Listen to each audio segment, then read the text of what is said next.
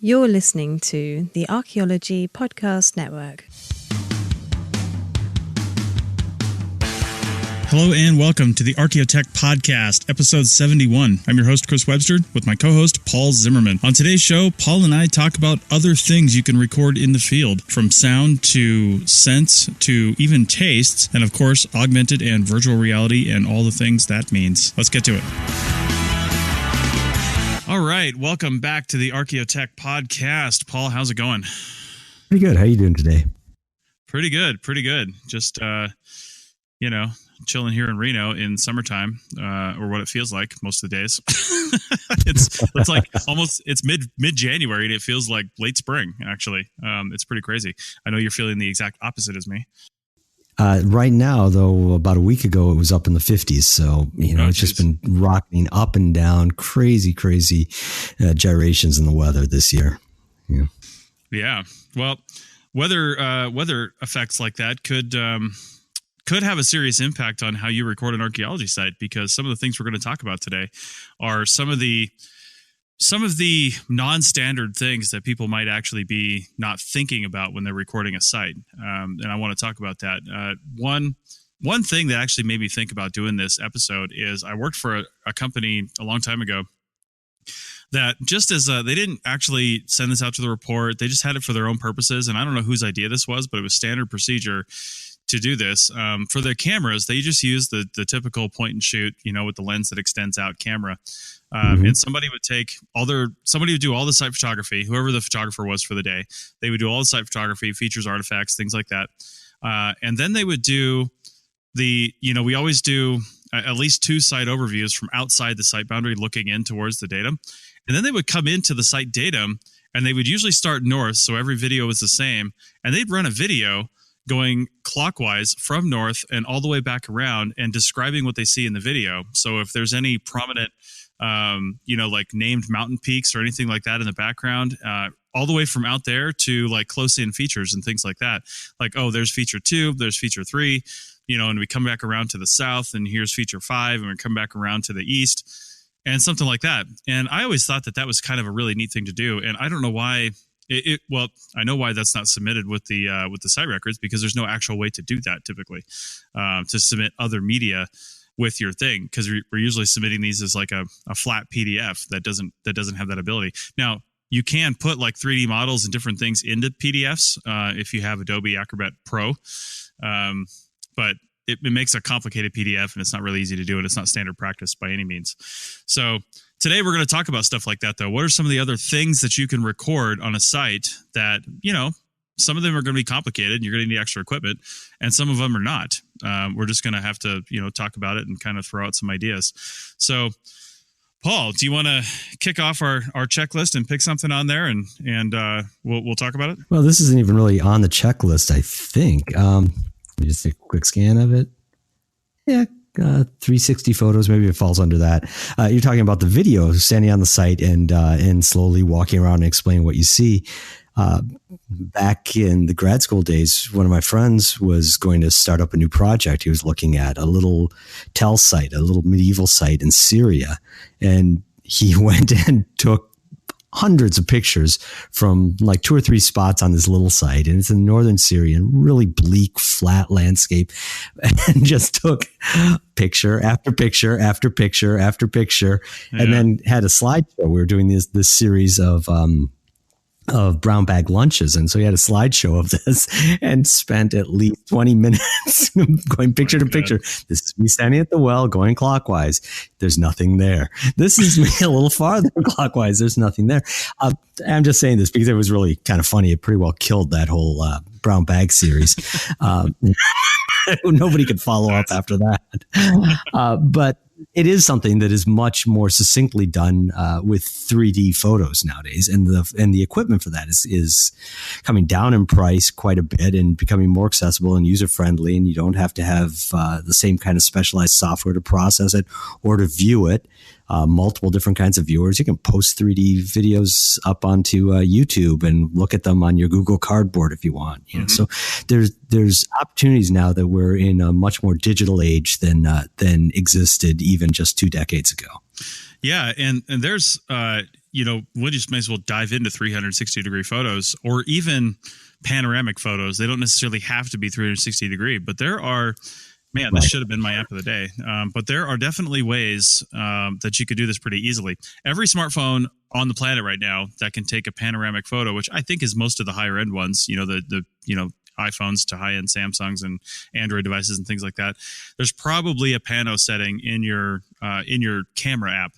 And that's how, if you've ever wondered, if you're scrolling through Facebook and you see somebody with a photo that's not even 360 degrees, but it shows a little symbol and you can move your phone around, or if you're on desktop, you can move your mouse around on the click and drag on the photo and kind of get perspective. The way people do that is they basically just upload a photo. Facebook's actually done this really well. They haven't put restrictions on it and say it needs to be this big. It's basically a photo that's larger than the space that contains it. And that's really it. So if your photo's bigger than what Facebook wants to display, then it will turn it into a movable photograph. Now, if you take that a step farther and you take a really sweet panoramic photo, usually you can go, I think, about 100 to 120 degrees of field of view, depending on how fast you're moving. The faster you go, the worse it will stitch everything together. But if you take a nice panoramic photo and then upload that, obviously, if these are for like site photos, you probably don't want to put them on Facebook. But if it's for public outreach, you certainly can do that. And you can show, it's a really cheap way to get interactive with the site. People can move around like they're actually standing there and then zoom in, zoom out, and check out cool things. Another cool way to do that is Google has an app, and the name is escaping me. I'm going to have to put it in the show notes. I used it a few years ago. Oh, I think it's the Google Street View app. They have a way to... Yeah, they have a way to actually create a 360 degree spheroid photo that you can actually drop into Google Street View or just use yourself. And it has these like panels coming all the way down from your feet up to the sky and in 360 degree directions. And you basically move the device until it highlights the panel.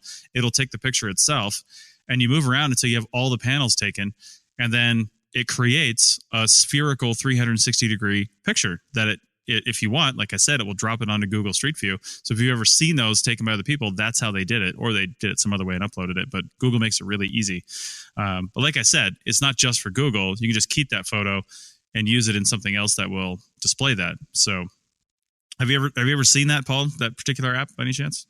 I have seen it or something very similar to that, and it really highlights again the advantages that we have living in a certain age that we're in, and that you do it with your cell phone. Oh yeah. You don't have to go to get that specialized equipment. You don't have to go get that special 3D camera. 360 degree camera. Chances are that 360 degree camera does a better, faster job at it. But with your cell phone, you can quickly take the equivalent of my friend's slideshow very quickly, place it someplace, deploy it across the web so other people can see it and explore it at their own time, at their own leisure, and experience it in a way that you really can't with the slideshow. So, the barriers to entry to these things have plummeted through the floor compared to what they used to be. I mean, a cell phone's an expensive thing. It's an expensive thing that we all have. Yeah. And, as with all technologies, there's the uber cheap way to do it, which is just to use your cell phone and do that. And then I remember seeing, I think actually it's sold by GoPro. You can get the 360 degree photo package from GoPro, which is essentially a plastic rig that has like 12 GoPro cameras jammed into it. So it costs like $4,000. It's no joke. But if you're creating professional 360 degree environments, and if you're working for a museum, or if you're at some place where you've got a lot of really cool applications for that might actually be something you get a grant for, or, put in the budget to have something like that. So you can create that really high quality 4K imagery in a 360 degree interactive format. So, wouldn't be out of the question. Yeah. And then deploy it in a bunch of different ways. Again, back at the University of Pennsylvania Museum a long time ago, we were editing volumes for different exhibitions. And one of the things that we did is we would scan images, scan photographs, illustrations and the like.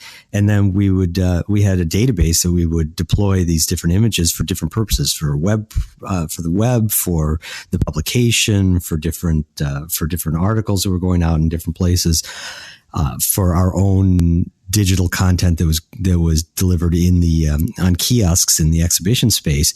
And, we'd go from just a couple scans and use it a whole bunch of different ways. And it was, it's something that you think you would just naturally do it now. But at the time, it was pretty innovative that we could use one good scan in so many different ways, just because we had it all planned out beforehand. Well, now you don't even have to plan it out beforehand. You can fairly easily redeploy that same video, that same photograph, same 3D image. And I'm sure as we go through this, any of these other different kinds of recordings across a bunch of different media to different audiences fairly easily. So that's a really cool expansion of how we can interact with not just our colleagues, but also the general public. Yeah, I think it's incredibly important to try to collect these data too, no matter what it is. If you can do it easily and it doesn't bust your budget really, then I think you should probably do it and save the info. Obviously, consider where it's going and all that stuff, but the archaeology is inherently destructive, so it might be the last chance you'll ever get to do something like that. Whether it's recording whatever, it might be the last time you ever see that. So.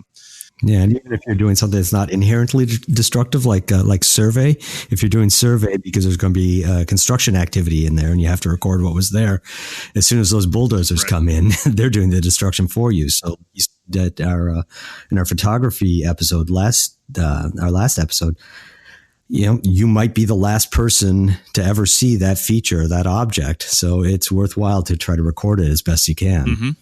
Yeah, absolutely.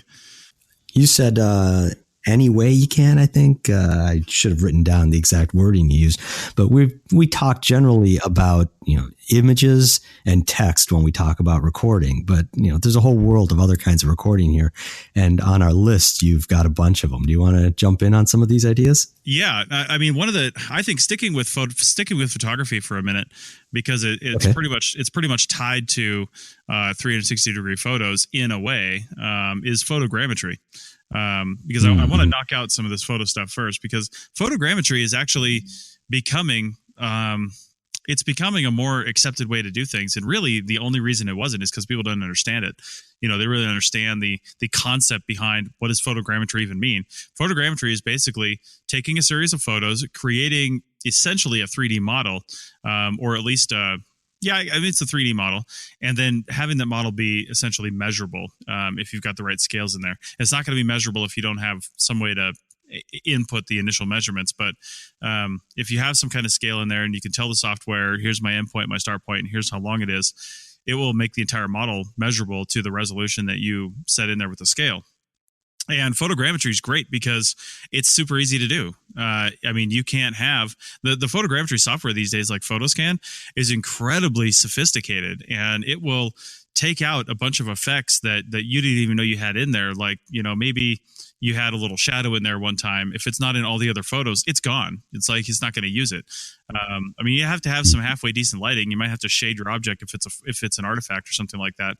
But all you need to do is take a whole bunch of photographs. The technical side of it is you need to have 70 to 80% overlap on your photographs, because it basically lines up points and features on those photographs and then, creates this model. But that's pretty much it. When you're talking about artifacts and maybe even features, it's really just a ton of photos that you need to take before it's going to work. And then you have to run it through. It's going to be a while before you'll be able to create that model in the field, I think, because of the processing power required and the time required. But if you just collect all those photos, even if you never make a model out of it, but you store it in a folder for that site or feature called, photogrammetry sequence or something like that, then you can always do something with it later. But at least you have the data. So going back to, hey, if it doesn't cost you any more time or money, go ahead and do it. And photographs are literally free because, memory is practically unlimited, and we go from there. So, and I think along the lines, we also have on our checklist 3D photos. And I think that's really getting into, more along the lines of when we start talking about like VR and augmented reality and stuff like that. But 3D photos are again, you need special equipment to really kind of do a 3D photo, unless you have your spacing right and you can run these through software and then use like Google Cardboard or something to see a site. But it's just one more way to visualize what's going on a site, Yeah, and again, many, many different ways, and the hardware keeps on dropping. I think here at the school a number of years ago when they first came out, we got a lot of flip cameras, and the students used them for a lot of different things, especially in foreign language. They would do little scenarios. You know, one would interview the other, or they'd act out something in whichever language they were studying, and they'd record it on the flip camera, and that was great. And they used them a lot. We still have a couple dozen flip cameras in our storeroom here, and nobody's checked them out for years because everybody now has a much better video camera in their cell phone. Yeah. So, I think that we just have to expect that all these different ways of collecting and displaying data are just going to get easier and faster and more ubiquitous. So it's not going to be a matter of having to bring out, you said photogrammetry. I think the origins of that were aerial photos, for maybe land surveying, but definitely for military applications, where they would take stereoscopic images and measure the sizes and distances based off of those aerial photos. Now you can do photogrammetry yourself with your digital camera and some software, and you don't need an airplane and big expensive cameras and film that can print out something the size of a table. Yeah, absolutely. You can do photogrammetry on any size object, really. And if you're using a drone or something like that, you can do it on buildings or the entire landscape. I used my drone to program a flight path and did about a quarter-mile section of historic two-track road out in the Black Rock Desert. And I had to take several hundred photos for that to work, but it produced this model that was like picking out, little pieces of sagebrush and things like that, and the ruts in the road and everything. And it was just a really cool way to visualize that. And it's not all just fun and games either. It's not just visual representation. With these photogrammetry models, they create what's actually a point cloud of the item. And when you create a point cloud of the item, you can do different surface treatments to that and look at it as like a relief map or other stuff, which tends to somewhat eliminate vegetation from the equation and have you just change your perspective and look at the image a little differently. And things like features, or maybe an old road that might have crossed it, or in the case of these roads that we were recording, sometimes, as everybody well knows that's ever driven a truck or something out in muddy areas, when you have like someplace you can't get through, well, people go off to the side and they create their own little path, and they do that for a while until the other one, fixes itself, and then they use that. Well, over the course of 100 years, that little side path that somebody may have created or used is just obliterated by the desert, and really difficult to see unless you elevate your perspective and you can see it in a different way. So. Yeah, I should talk to, there's an archaeologist I know, and I've been talking to him about coming on this show to talk about the work that he does in Kurdistan. But his big thing, what he started with, was looking at holloways, these paths that were traveled for centuries between one site and another, and they formed kind of low depressions in the landscape, and you don't really notice them, from walking across the fields. You can if you know what you're looking for, but for the most part, they just disappear. But as soon as you get up above it, then you see it. And I know that he does use photogrammetry from drones quite a bit in his project. So I'm not sure if he's using them to identify holloways, or if he's using them to identify any other particular kinds of features. But if we can get him on, he can tell us what exactly he's doing with those drones and how he's using photogrammetry on his project. Yeah, that'd be really great. And as we're going to break here, that's a good point to say to anyone using some sort of technology in the field that we either haven't touched on or we have touched on, but not in the way that you're using it. I'd like to hear from anybody that is using technology, from drones to photogrammetry to whatever, and we'll bring you on the show and get your perspective on how you're doing it. So that'd be fantastic. All right. Well, we are going to go to break. And for this break, actually, don't hit the skip button, because we're going to talk about our new store where you can find all kinds of things from tote bags to t-shirts with a number of designs on them, not just the APN logo. And it's a building library of designs that we're working on. So stay tuned for that. We'll be back in a minute. All right, so I wanted to highlight real quick our new place to get swag for the Archaeology Podcast Network, and also a way for you to highlight your designs based on archaeology on our store, because we can do that. And I know that there's a way that we can cut this out and have your designs actually be beneficial to you from a monetary standpoint and for the APN. So we each get a little bit of a cut. But tpublic.com and tpublic.com/user /ArcPodNet. That's long. If you just type in ArcPodNet, you'll find our site. But you can find all kinds of stuff. Paul, you're on the site now, and you've never seen it before. Why don't you click on one of our designs and just see what you see? All right. So I'm going to click here on the Archaeology Podcast Network logo with the pointing trowel because I like that. And so here I am, typical T-shirt page here, bravels, adult apparel, kids, home goods, cakes, and stickers. And I've a million different colors on shoes, different T-shirts, and different sizes, of course. Mm-hmm.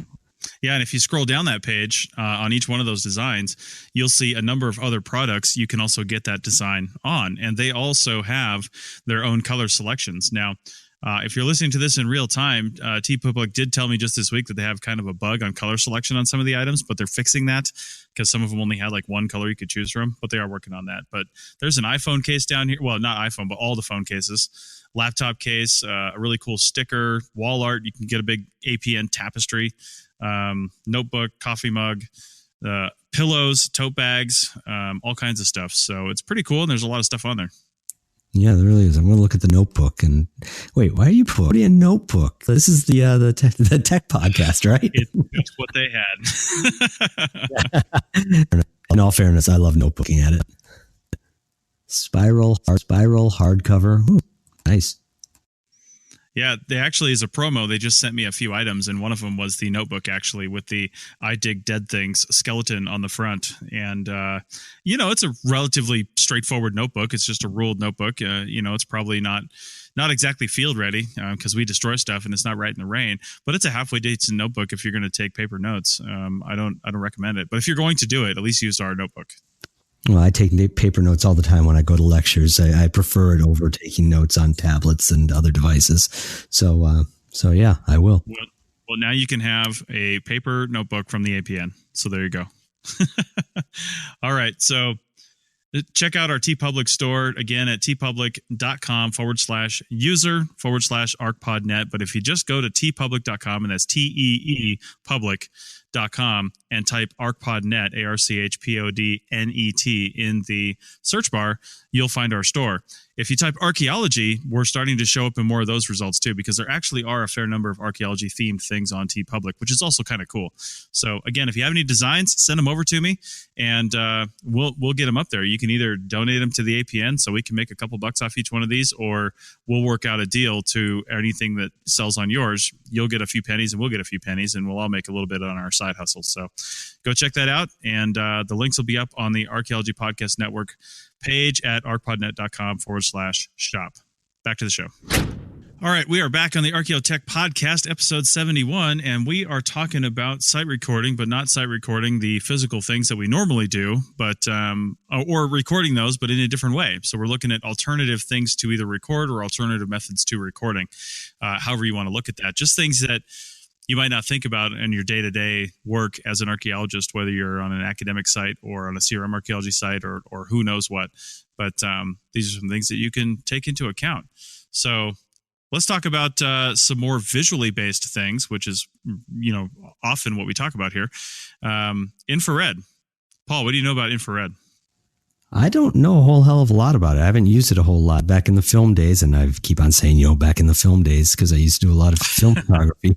I always wanted to get some infrared film and do a selfie of myself against a plain white wall, because I'd heard that skin is mostly translucent to it, and so that I would see the veins in my arms and chest more brightly. I thought that might be an interesting effect. And you always see those infrared pictures of like trees where the leaves in them go white and everything else is kind of eerie black.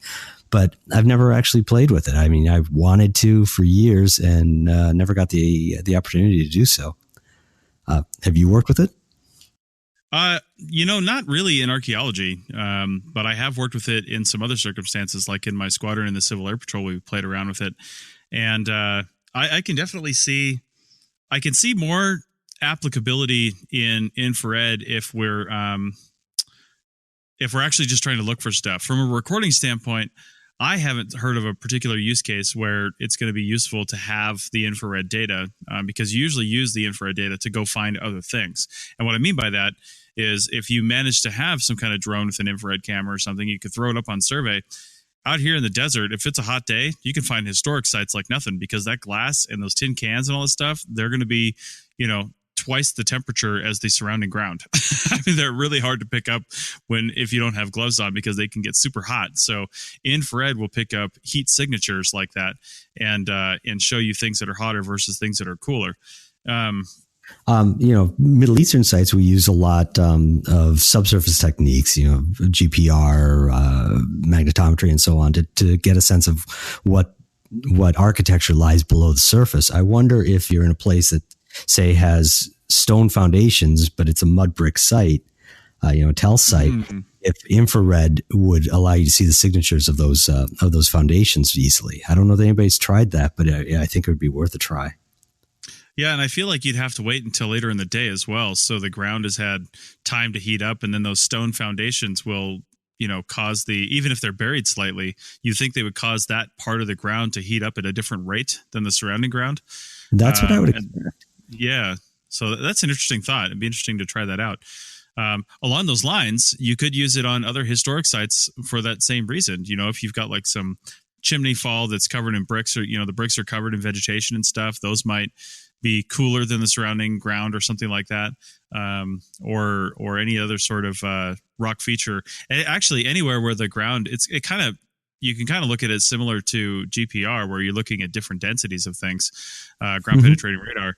But you're looking at density. Different densities are going to be different heats as well. You might not be able to read it as well, but different densities are going to, accumulate heat in different ways. So, yeah, that's an interesting way of looking at it. And they also make, I don't know how applicable this is, but I'm just going to mention it because it's really cool. They make infrared adapters I know they make one for the iPhone. I'm sure they make one with like a mini HDMI port for Android phones. But it has an infrared camera on it they use with an app, and you can use your iPhone as an infrared detector, basically, with the screen right there. A guy at my Civil Air Patrol Squadron had one, and he's using it on us and seeing, a little heat map of ourselves, which is really cool. But it has an incredibly short range, though. It's meant to be like right in front of you using stuff like that. So. Yeah, so it wouldn't work to hook it up on your drone. Not so much. Yeah, that's an infrared sensor for a drone, like a camera, is going to be pretty expensive, and you're going to need a drone that can actually fly it. You can't just hook that to your average DJI drone because they have their own platforms and their own things. So you're going to need some sort of custom drone or a drone that has a custom mount on the bottom that you can just, create mounts for other things. And then you either just turn it on and fly it, or you're going to need a way to interact with that from the ground, whether it's through your radio or a tablet or something like that. Like I said, you can't just turn it on and let it go and record whatever you record, but which is how they used to do early days when they'd throw a camera onto like a radio controlled airplane. Just hit play and then let it go or hit record. And so anyway, yeah, it's interesting. Again, like we said at the last segment, if you're using any one of these off the wall techniques that not a lot of people are using, then let us know, and we'll talk about it. So, all right. Well, what are some other things that we can talk about here? It seems like we've got. Yeah, go ahead. Checklist, again, another visual one is augmented reality. Yes. And obviously augmented reality is being pushed heavily right now. The device manufacturers, Apple features it, for example, very prominently in their ads for their newest phones. And it's something that we're all getting kind of used to. But I think it has some interesting applications, maybe not for the recording side of it, but definitely for some of the display of our data.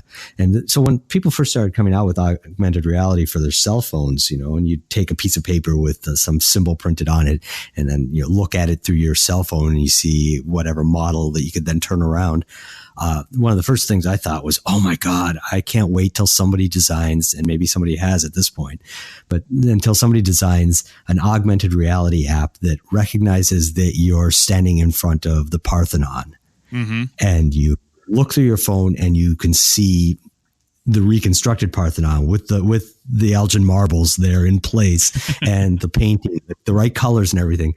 And so you could look around at the the temple as it's supposed to be or is supposed to have been in the past, instead of just the ruins. And you could see that as an overlay to give yourself as a tourist a better understanding of what the site was like. And there are any of hundreds, thousands of sites around the world, major tourist draws, that I think would really, really benefit from something like that. So if it hasn't been done, I just gave away a great idea. Well, there are people working on stuff like that. There's a company called Lithodomos VR, and again, that's more virtual reality, which we're going to talk about a little later. And we actually interviewed them on this show a while back. Yeah. But they're working on more of a virtual reality thing, which we'll talk about, because all this stuff that we're talking about really can be added together to make a really amazing virtual reality experience. Because like Paul said, with augmented reality, you need some sort of device to look through. It's augmenting your reality. That's what that means. So you're looking at an actual live scene, but you're either holding up a tablet or a smartphone, or you've got some glasses on or something like that when they figure that out, that actually display stuff on those lenses or on your screen that's not there, right? That's true augmented reality. And the other catch is the things that you're seeing are dynamic, for lack of a better word, which means that one easy way to actually play with this right now is to download the IKEA furniture app, or whatever the hell they call it. You can place a piece of furniture in your room. It scans your floor, knows how big it is, does it really fast. And you place a piece of furniture in your room. And when you move your phone around, that piece of furniture stays digitally in place. So if you were to look around and then come back around behind you, then it's still there. And one of the ways I really see this being effective for archaeology, I'm still a huge fan. I mean, we got to do baby steps. So once we really, really figure out digital site recording, which we're getting dangerously close to really doing that. And I don't mean people haven't been doing it. Just like we mentioned in a couple episodes ago, it's just not a standard thing yet. You can't go to 10 different people and hear a similar answer for what they do for digital site recording. So once that becomes a little more accepted, a little more the norm rather than kind of an odd thing to do, and there's a few more standards and regulation in place on how things are being collected, we can take the data that's being collected real time and display it onto an augmented reality module within your tablet. Why not? We already have XYZ data. We know where the object is. In some cases, we even know what it looks like because we've already taken a picture of it, or we have a standard icon that might represent it. And my vision is, you got tablets recording out in the field, and that information is continuously, or at least periodically, being transmitted back to the primary tablet. And that crew chief, who's probably got the primary tablet, can just flip to the augmented reality map mode, hold it up across the site, and see visually. They just watch little silos or little flags or something pop up saying, this has been done, this has been done, this has been done. And they'll already know it. And then they'll also see which ones haven't been done. And there's ways to do that with like smart pin flags and stuff, which I'm kind of working on the side. But that's my vision for augmented reality. And then take that a step farther. We're supposed to be talking about stuff for recording. We're not really doing that. But anyway, that could be extremely useful if you're working on, say, a multi-layer site, multi-period site, and you're working down in the trench and you have to remove one period of occupation debris in order to get farther down. And you as a crew chief want to make sure that you're understanding the phasing of the site properly. That could be a real strong tool to just be able to stand at the edge of the trench and look through and see what's been done, day by day. Over the course of the season, and get an understanding of whether you think that what your current understanding of the phasing of the site, or at least of that trench, is correct. You have another check on it because you'd be able to go back and replay those events. So that could be quite useful. It's not recording, but it'd be tied in very intimately to the digital recording, and then would be immediately fed back into the stream of your understanding of your interpretation of the site. Right. Yeah, that'd be really cool. Man, just the possibilities on this stuff is just endless. And the funny thing is, we haven't talked about anything that's not actually possible now. It's just nobody's funding that for archaeology. And archaeology is well known for stealing other people's technologies and using them for ourselves, because very few people develop for a small field like this. But I'm not even aware, and I try to keep a pretty good toe in this field, but I'm not even aware of another field that's actually doing a similar thing, and we could just adopt it for our own purposes. If I'm wrong, please let me know, whoever's out there. But, I don't want to reinvent the wheel. I'll just use something that's already built if it's done. But that's what I want to do for archaeology. So All right. Well, we've got a few more things we want to talk about before the end of this segment. Let's bring in some stuff that I'm willing to bet almost no one's thought about. Let's go outside the box here, right? Yeah, way outside the box. So we'll start with one that's not too far outside the box. We've been talking about, audio. Oh, that's not that far outside the box. But a lot of people aren't doing it. No, they're not doing it. And the one of the big reasons, I'm bringing it up for two reasons. One is, as cultural resource management archaeologists, as part of the Section 106 process, we are supposed to assess the potential impacts of an undertaking on a resource. Right? That's what we're supposed to do.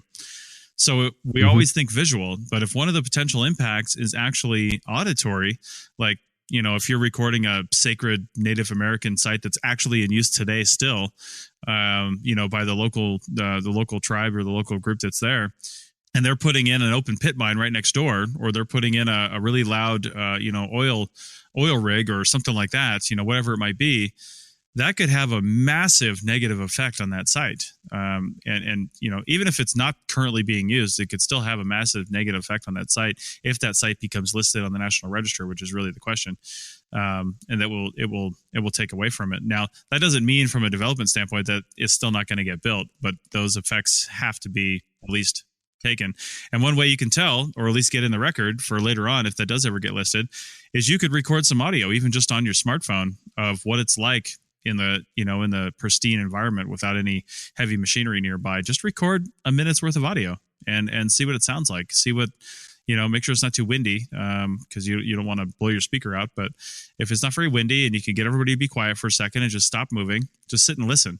And it's actually a good exercise anyway. Just sit and listen and see what it would have been like 1,000, 2,000, 3,000 years ago sitting on that spot.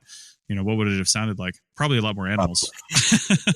No sound of distant cars or airplanes or anything like that. But no, that's great. Maybe with the photographs that you have to take during CRM, you have specific guidelines. You have the format. It's got to be in TIFF. It's got to be at least what you said, 10 megapixels in resolution. I wonder if down the road, we're going to see similar regulations about sound, that it has to be recorded in a certain manner, so that you can have a regular baseline that you can compare before and after, or across different sites as well, as part of just the general documentation to bring into the whole impact statement of the process of doing new construction. Mm-hmm. Yeah, absolutely. I wouldn't be surprised if down the road we're going to see that. We're going to actually see more people be more aware of that. And it's, you were talking about, you said an oil rig. Well, as if somebody's building a refinery, for example, and it wouldn't just have to be a refinery, there are plenty of other things that are really stinky. All right. Yeah. And if you have a sacred site that suddenly is going to find itself downwind of some industrial site, even though the industrial site doesn't impinge upon that sacred site directly in its physical footprint, it certainly could by the smells that are introduced to the environment. And that would be detrimental to that religious site. So go out of the box and think about smell, how we record that. I have no idea what kind of equipment we'd use to record that. Yeah, I'm not really sure either. Some sort of Geiger counter for scent. That's what I'm thinking in my head. I just saw this weekend like a handheld, basically dosimeter that actually sounds like a little Geiger counter, and what that is doing, it's reading radioactive particles in the air and telling you how many there are and whether or not you're going to be safe. But there should be a way to record smell. That's something we'll have to look into. I'm not really sure. I mean, smell is a chemical. Smell is a thing that we can record, and not smell, but sense. Sense are things that we can record because they are just a chemical composition of the air. So really, all you would need is to, if you wanted to tell whether or not it's being affected, you might not be able to tell whether it's not being affected negatively, but you really could just take a sealed up jar and almost just close it right there on the site. Just open it, let it sit open for a minute, and then close it. And then if you had some way to read that and you knew that it wasn't going to be contaminated, then you could do that now and then do that later on when something's being built there, and then do a comparison analysis on those two samples and see how it's being impacted by smells. And this might not help you for getting something not built, but it might help later on when the thing is already built and then it's causing problems. You'll have at least a baseline to go from. And I don't know if that would even work. I'm just trying to think how would we actually do this? And air samples are one way that I think we could actually do that. At least, like I said, to have a baseline and then a control and then a current sample that says, what's in this. But I don't know how to do that. You have to send it off to a lab somewhere. Well, before we go too far off the rails on smell here, and before we go into taste, which would be really strange, you were talking also about audio and recording baseline sounds. I was talking about as well. But audio as a tool, I mean, here we are recording a podcast. Now I have half a year's of recording podcasts under my belt, and you've got a few years of it, and you're involved in a whole bunch of them on the Archaeology Podcast Network. A lot of projects, especially on the academic side, have some sort of a web component, right? They've got a blog going that says about, what they're doing day to day during the project. And, some of them are good. Some of them are not so good. There are ones that go for years and years, like the Çatalhöyük ones. And there are ones that are thrown up once and then, used for part of the first season and then basically become abandoned. But it's still all very heavily image and text. And it seems to me that we all have our cell phones. We can record audio with them pretty quickly. It's another avenue that archaeologists have to record what they're doing for future generations or for other people, for expressing certain concerns, certain discoveries, whatever it is that they want to about their work with their colleagues, but then also broadcast it if need be out to a public. So you can use it then for preservation purposes, but also for this public archaeology, which is something that we touch on here and there, but probably want to delve into as a field a little more deeply, because I really see that as our world gets more and more packed, we're going to have to be better about reaching the public to tell them the stories that we want to tell them. And so recording our own audio is certainly a powerful tool that we can use. Yeah, and along the lines of public outreach, we mentioned virtual reality earlier, and the best way to preserve a site is to have no one ever touch it again. That's the best way to do it. And I think there's one level higher than that. The best way to preserve a site is to actually record it without destroying it as much as you can, and then not have anybody touch it. And one of the ways, like we've been saying, is to just collect all this information and let's get this into a virtual reality simulator so people can go visit these areas, but not just visit them from a visual standpoint, visit them from an auditory and in even a sensory standpoint, all the senses. So if you could collect, what does the sagebrush smell like when it's blooming or something like that? What do the wildflowers smell like there at that time of year? What does it smell like when all the cattle come through? I think we know, and probably wouldn't pay for that on a ride. But, what does that really feel like to be on that site? And then can we simulate it back in time?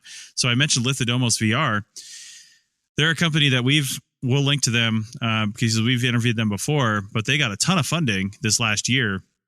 And I actually haven't looked to see what they have coming out lately, but they've been working on some, they're starting with some bigger sites, like some Greek and Roman sites that are famous, and they're making it so you can walk around and almost interact with quote locals that they've programmed in, and then really see everything in photogrammetric quality, not this weird Second Life style, cartoonish type video game quality, but actual real layered photographs on top of these structures, and structures that have been rebuilt to look like they were in their full glory. So I'm really excited to see what they can do, and not only what they can do, but how they can make that accessible to the public in a way that's not expensive, and you don't need a whole bunch of expensive gear to actually look at it. But things like Oculus VR and stuff like that's coming down in price. You can get an Oculus for $350, which is way cheaper than it was a few years ago. So that's right. In gaming, definitely that's where the interest lies. now. And so I think a lot of that is going to be, leaking out into other things, including especially into our field. Mm-hmm. Yeah, absolutely. Gaming, whether you like it or not, I mean, it's a multi-billion-dollar industry. So people are developing for those worlds, but there's no reason we can't take the technology that's developed over there and use it here. And I'm going to mention one more thing because it literally is one of the coolest things I've ever seen. I was at the Dunes Center, it's called, down in Guadalupe, California, a few days ago, and I don't know if everybody saw the articles going around about the old Cecil B. DeMille shooting site for the 10 Commandments out in the dunes that had these huge sphinxes and this massive set that they created that they actually found and are excavating now periodically. Did you remember seeing that, Paul? No, I haven't seen that. That's pretty cool. Yeah, it is really cool. And this movie set was from like 1923 or something like that. And then they basically they gave some of them away, but they basically just buried everything. And the locals pretty much forgot about it. And then somehow it got relocated and found. And now there's an archaeology company and some other people out there kind of doing it on a volunteer basis out there excavating up these what look like Egyptian artifacts, but it's all plaster, wood, and wire. So, but anyway, we went out to this Dune Center and we went to check it out, and they had now I don't know if you've seen this as well, Paul.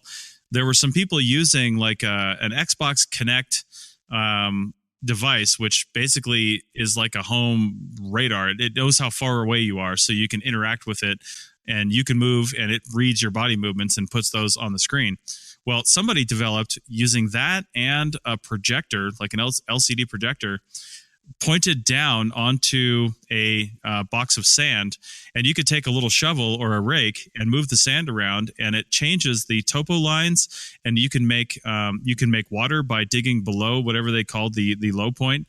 You can make little rivers by making a channel from one to the next, and you're just moving sand around, and you're seeing this image displayed on there that's putting on ground and water and things like that. And when you hold your hand over the box, it's like it simulates cloud cover. So it's like it starts raining in that area and drops a bunch of water there. And they had one of these at the Dune Center, and I swear to God, I could have played there all afternoon on that thing. It was fascinating. Was that related at all to the what's the Microsoft product that they the augmented reality goggles? That was the Xbox Kinect that Microsoft invented, and I don't know if I'm Microsoft VR stuff. They have a goggle set, and it's tied into to Minecraft, and so some of their demos had Minecraft worlds, castles, and things. You put on the headset, and you can see them, coming up out of the ground around you, and up on the table across the room, and things like that. And we'll put that in the show notes when I remember the name, because I'm just drawing a blank on it at the moment, but it got a lot of press a couple years ago. It's HoloLens. Thank you. HoloLens. Yeah, I knew I had part of it in my head. I had to look it up. Yeah, and I don't know where HoloLens went. HoloLens is another augmented reality type application, a set of goggles and stuff that you basically wear. But I don't know if you can just buy those yet.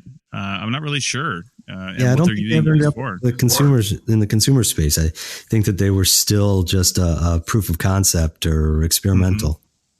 Mm-hmm. Yeah, but it was really cool what they were doing with, and all these things are pointing in the direction that we're going to go over the next 5 years or so.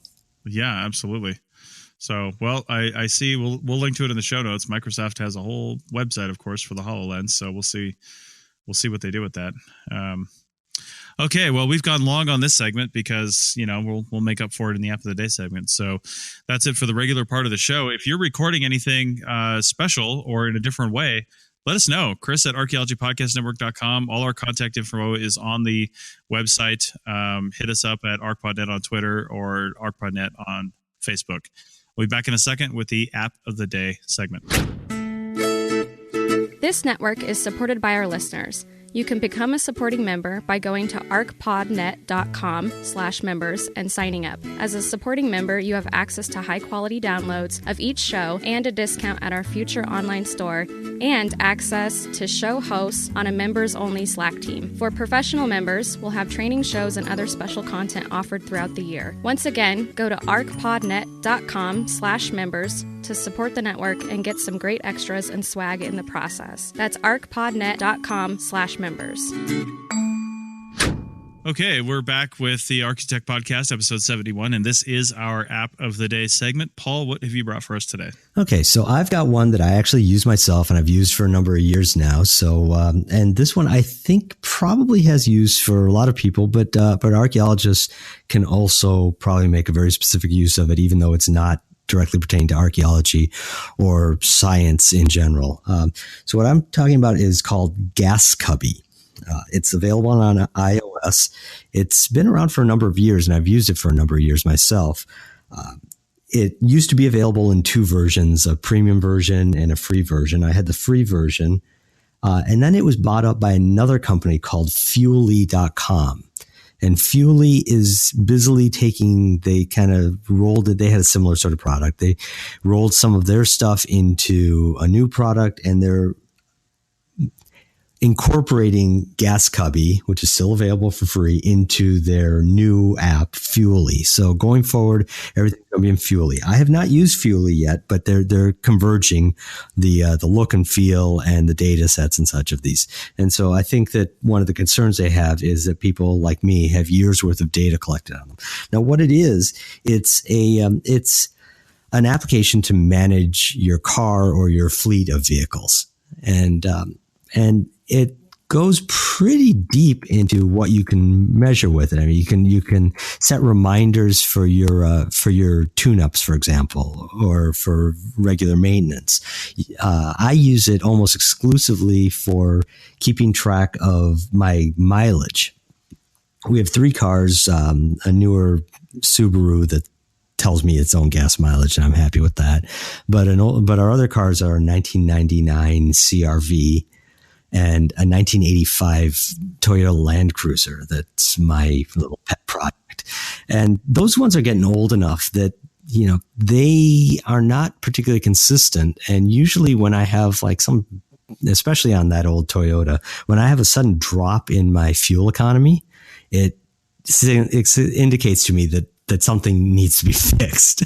So I use these, and I log every time I gas them up. I log how much it cost me, how much gas it took, and it records for me then my mileage. So that's extremely useful for me personally. And why I think this would be useful for the archaeologists is because especially contract archaeologists do a lot of driving. And so it's a way to keep tabs on it. But then especially with the, I use it also to keep track of the oil change intervals, so it'll warn me that it's been, 6 months since I last changed the oil in one of my cars. And I don't have to set a separate reminder. It's right there on this app on my phone. Fuelly as a company is also now you sign up, you get get an account on their site. I don't know what they do with your data. So if that's a concern, you might want to look into that deeper. But you can then also go to their website and manage your entire fleet and look at statistics across them. Keep all your logs and your records of all your cars. And so it's something, it's also something that's useful probably for a lot of people since we're such a car focused culture in the US. Most people have at least one car, and it, I think, is a very simple, straightforward way to keep track of one's vehicles and how they're doing and how they're being used. So, very short and to the point, but that's my app of the day, Gas Cubby, soon to be Fuelly. Nice. And I looked it up, Gas Cubby, and it says by Fuelly Light. So if you just want Gas Cubby, like you said, they still have it available. Yeah, they still have it available. On their fact, they say that they're merging them, though. So their development is going to go into the main one, which you can get for free. And then the paid parts are for additional features and to get rid of ads. Yeah, Gas Cubby sounds so familiar to me. I used to use one. This is all kind of a light green color, or teal or whatever. I used one that was brown and like a creamy color. And brown. Was that the one? That was the one.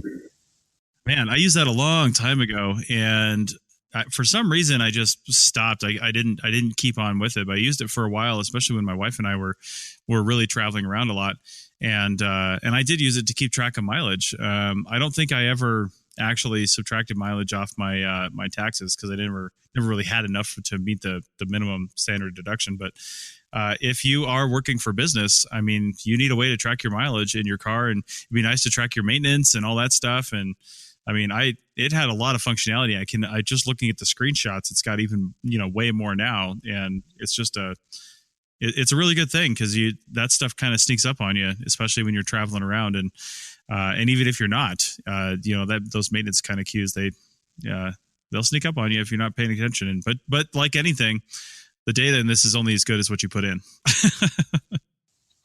Right. But and that's what it helps with, a lot of people keep, spreadsheets on their computer, but then there's a gap between when you filled up your car and when you've remembered to put that data into your computer. And so you miss it, and it falls by the wayside. GasCub eFuely is one of these programs that's much deeper in terms of the kinds of data they can collect and what you can do with those data than I use it. I use it very strictly just for keeping track of oil changes and fill-ups. But even at that very low level, it's really handy for me because I go to fill up the car and my phone is in my pocket. So it takes me no extra effort to just quickly log it and be done. And now I've got that record. And I didn't have to think about it. So the friction about using it is so much less than the friction of just about any other system you could use for logging your cars, your fleet of cars. And I don't know if there's an upper limit to the number of cars, but it's something, or if you can merge data from different accounts. But it would be interesting to see if somebody who actually has a fleet could make use of this. That's really cool. And I'm just looking at one of the reviews here by a guy named Big Dude. Big with 2 G's. I trust Big. Yeah, but it's funny. I don't know if he really is a big dude or not, but he must have had a little Freudian slip or something in here because he called it gas chubby. So Big Dude accidentally called it gas chubby, which I think is Big Dude. That's hilarious. I wouldn't have made fun of it had his name not actually been Big Dude. No. So, all right. Well, speaking of tracking things, that's what I'm going to talk about now. So you may have seen, we talk about a lot of tech on this show, of course, and one of the worst things that can happen to you, and every single person listening to this call that is a field archaeologist knows exactly what I'm talking about. When you lose something, pretty much everything stops until you find it, because typically that thing you lost is not like your pencil or whatever, it's the Trimble, it's the GPS, it's a tablet, it's something, and you set it down and you just can't find it. And what's even worse is and I've seen this more than a few times, is when you're walking back to the truck or you're back on survey and somebody realizes like a mile away that they don't have the thing that they're looking for, and now you got to go find it. So luckily there are a number of ways to track those things back, and most of them involve attaching some kind of little device to your thing that actually runs off of Bluetooth. So hopefully you don't lose your phone or something like that, because it's typically what you'll hook it to. But you can actually link it to a tablet. So if you're using like a field tablet from a company standpoint, you don't want these little tile trackers hooked to somebody's phone, then you could hook it to the company tablet and then be good to go there. If it's the tablet you plan on losing, well, then you got another issue. But my wife got me one called the Tracker, TRACK, then capital R. And she actually got me just the Tracker Pixel, which is their smallest line. They also have the Tracker Bravo and a couple other things. And I got to tell you, I listened to this podcast from a guy named Leo Laporte, big famous guy in the tech industry. Yeah, and he's got the Twit, the This Week in Tech and all that stuff, the Twit network. And lately, they've been really, really pushing the Tracker Bravo, or the Tracker system, basically. And he's like, I got trackers on all my stuff. And I used to think that, he really does use all these things. And he's not just doing this for the 3-minute ad that I just had to listen to about it. But I'll tell you what, this tracker was a total piece of shit. It just like, I had it in my wallet because I often walk out of the house and just forget my wallet. And I was hoping it would go off when I like hit the elevator or something. And, but what I found out was, you can set a Wi-Fi safe zone for it, so it's not actually tracking you in your area there, which doesn't do me any good, first off, because the Wi-Fi in my house, if it's not going to go off, then what the hell good is it to begin with? But I was finding that even when I had the Wi-Fi safe zone turned on, I have my wallet in a drawer by the door, I could still hear the damn thing going off with its little alarm because it would lose the Bluetooth connection to my phone. And when it loses that association with the phone, it would start just going off. And then there's a little button on it too. So you can push the button on it to actually ping your phone if you lose your phone. So it's two-way communication. And sometimes when I was sitting on my wallet and I had it sitting in there, my phone would start buzzing and the alert would go off because I triggered the little thing. I basically butt dialed my phone with a notification from the tracker thing. And I just one time just a week ago, and she gave me this on Christmas, and they're only like $15 or $20, these little cheap ones. The app is totally free, works for iOS and Google. And I don't know if it was just this device or if it's the whole line of devices. I can't tell you, but we were actually walking to the movies from our house, and the damn thing started going off in my wallet, and it was sending me notifications, and my phone was literally right around the corner in my front pocket. And I was like, I am so done with this thing. I pulled it out and I threw it in the trash. Oh, no. And I was just like, I had reinstalled it probably 5 times. I had replaced the battery. They'll do free battery replacement, by the way. That just right through the app, it'll say, hey, your battery's dying. You want a new one? And they'll send you a new one. I don't know how they make any money on that, but they'll send you a new battery. And I had tried everything, and I just couldn't get it to work. And I really want it to work. And maybe it was a defective unit. Maybe it was the tracker pixel that just isn't as good. I will mention one other thing that they do that's kind of cool. If this actually works, is they basically crowdsource your tracker. So when you lose association with it, it'll show you where it was last seen on the map, because if it's connected to a phone or something with GPS, then its location is always known. But once you break that connection, it doesn't have its own GPS, so you can't actually find it. However, other people with the tracker app is actually constantly searching for trackers. So it's looking for them all over the place. And I don't know if that's a battery. It wasn't draining my battery that much, so I don't know if that's a deal. But if another app actually sees your tracker, now the person never knows, there's no information passed between each other that way, but you get a notification that it was spotted by somebody else, and you don't know who that was. You just see it on a map now. So if you left your wallet at a restaurant and somebody happens to walk by or come into that restaurant with a tracker app turned on because they have one, it'll ping the network in the background and then notify you of where that location is, and you can go find it. So that's pretty cool, but only works in an area where everybody has one. And there are a lot of them out there. This company has spent a lot of money on promotion, which leads me to believe I just had a defective one. I don't really know, but I'm only bringing this up just to warn you, possibly against the tracker pixel. If you're going to get some, maybe try one before you go buy 40 of them for all your gear and see how it's going to work. But there's also a whole bunch of other ones out there for that line. Tile is another really big one, just TILE. I was going to ask about that. Yeah. Have you used the Tile? No, I haven't used Tile either, but I know people that have used it and they really like it. I was just given one over the holidays. The PA gave all the staff tiles, and yeah, which is nice. But you could see the in our department here, and this is the IT department, and it was pretty much right down the line between the ones that said, "Oh, this is great! I'm going to use this everywhere," and those like me who said, "I don't lose things enough to care about this." So my daughter saw it and immediately stole it from me. She said, "You're not going to use it? I'll take it." And so she has it. I've got to find out what exactly she's using it for, probably just to find out where the dog is, and how well it works. But I'm looking at Amazon here, and these trackers have 3 stars. Now, 3 stars isn't a shitty product, but generally that's one that people are having some troubles with. So it's probably worth looking at the hundreds of reviews that are on here. Yeah, and I love the idea behind them. You go to their main website, which we'll have linked in the show notes, and one of the pictures scrolling by, it's actually got a whole bunch of products and things like a video game controller and an iPad and your AirPods and your keys and a set of headphones and stuff like that. And these things have one of those really super sticky, adhesive backs to them. If you want to use that, you don't actually have to. You could just use the little key ring kind of thing. And that's how I just had it sit inside of my wallet.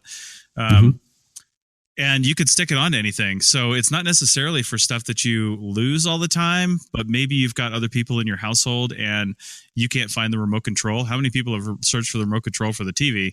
Well, you could just hit a little button on whatever that's linked to and it'll start beeping and you'll hear it. It makes this weird sound and you'll hear that. So you'll be able to find it. So it could be good for just household items, things that never leave the house, if you're constantly misplacing them, or you don't know that your son grabbed it and took it into their bedroom and now they're gone for the day. Something like that. Well, I do think that this, as a general class of objects, this is something that's probably useful for anybody that has stocks of equipment that go out in the field. You probably don't want it on everything, but there's certain things that are going to be expensive enough or critical enough to your work that it might make sense to hook, whether it's tile or tracker or I interrupted you, but you started to say a few other names, I think. But as a general class, it seems like that could be useful for archaeologists. Yeah, those are the big names in the field right now, the ones that are putting a lot of development money into it. Hell, I want one on my backpack. You know how many times I sit my backpack down in tall sagebrush or dense vegetation, and then just so if I forgot to put some pin flags in the tree or something, or some flagging tape, man, you'll spend more time looking for your backpack than you did looking for artifacts, just trying to find the damn thing again. So it would be nice if I could just ping it with my watch or my phone and say, oh shit, there it is. So you're never that far away from it. Again, these things have a Bluetooth range, like I said, unless you're using the crowdsourcing feature of Tracker, it is Bluetooth range. So if you don't have a crowdsourced one and you're more than, say, 30 to probably 90 feet away, depending on the quality of your Bluetooth, you're not going to find it. So don't go a mile away from your site before you come back and find it. Maybe do a gear check, and if it's just laying on the ground somewhere, then you'll find it easier. But you won't find it at all if you're a long ways away. All right, well, I think that's it. I don't think I have anything else. Paul, do you got anything else? Millions of things for other episodes, I think. Well, that's good. That's always good to have other episodes on deck. So if you, have any ideas for other episodes or apps that you're using, let us know. I think Paul, you didn't mention it, but is your app available for Android as well? Do you know? I know. I think it's only iOS. It doesn't say so explicitly on their website, but all the examples, the screenshots, and everything else seem to be iOS only. Okay. Well, for once, I had an app that was available for iOS and Google, which is great. And it also has Alexa skills. So if you have an Amazon Alexa, you can say, hey, Alexa, or whatever the code word to turn it on is, and say, where's my wallet? Because that's what you called the thing in Tracker, and it will ping it for you. So that's pretty neat. That's all I've got.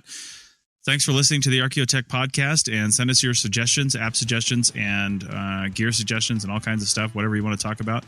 And we will talk to you guys next time. Thanks. We'll see you, Chris.